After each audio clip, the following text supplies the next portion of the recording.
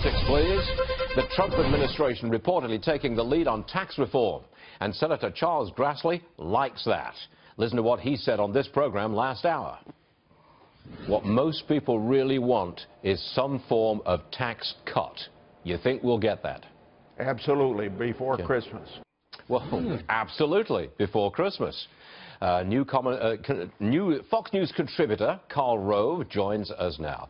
All right, Karl, if the president gets out front, barnstorms across the Midwest, banging the table for tax cuts, tax reform, does that make it more likely to happen? Yes, as long as it's consistent and well thought out and executed in the right places. Absolutely. Having the president's bully pulpit, as you said earlier, he owns the biggest one in the country, and if he uses it right, it can help pass legislation. Now, what do you make of this delay in getting some kind of vote on health care? We now understand that Senator McCain, recovering from surgery, might take more than a week, well more than a week, to recover and get back to D.C. to vote. That seems like you can say goodbye to health care reform, because if he's not in the chamber, he can't vote. You don't have 50 votes. Well, they're not going to take a vote until he gets back, because one vote may make all the difference in the world.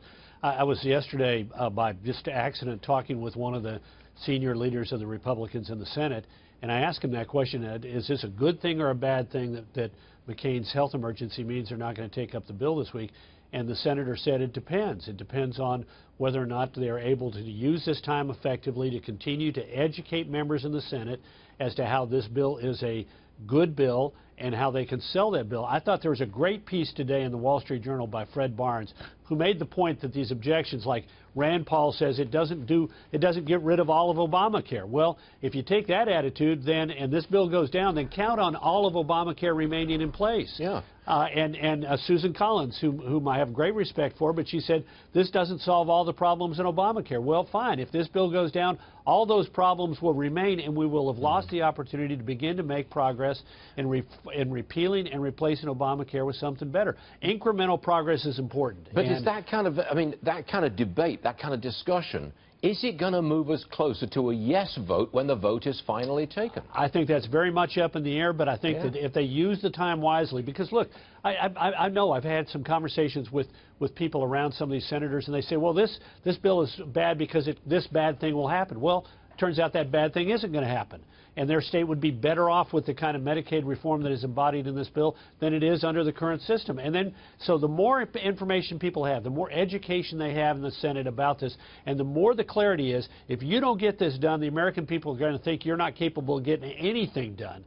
And that will be very harmful to the Republicans in the 2018 midterms. Are you with me on this, Karl? I say something, and I don't care what it is, something is better than nothing. You with me? I've been Varneyized. I believe in that. But here's my point, is I think this is a pretty good bill. Fundamental reform of Medicaid in a very positive way. Biggest reform we've had of an entitlement program in the history of our country. It has a better form to deliver health care. It gets rid of the mandates. It gets rid of the taxes. Reducing the pressure, upward pressure that we have for premium increases. These are the good. Will it solve all the problems? No. The Affordable Care Act exchanges are broken, and they will remain broken as long as they're around. This will simply diminish some of the problems inside of them, but it'll create new opportunities for consumer choice, for people to move out of the exchanges into an advanceable, refundable tax credit where they're in charge of picking the health care coverage that their family needs. And if the Republican Party doesn't get it, they're toast next year. That would be my personal opinion. I'm glad you're Varneyized, by the way. Varneyized. We can say Amazon, but also we need to start using Varneyized. I like that. You really watch the show. Yeah, exactly. Thank you very much indeed, Karl. We'll see you soon. Thanks.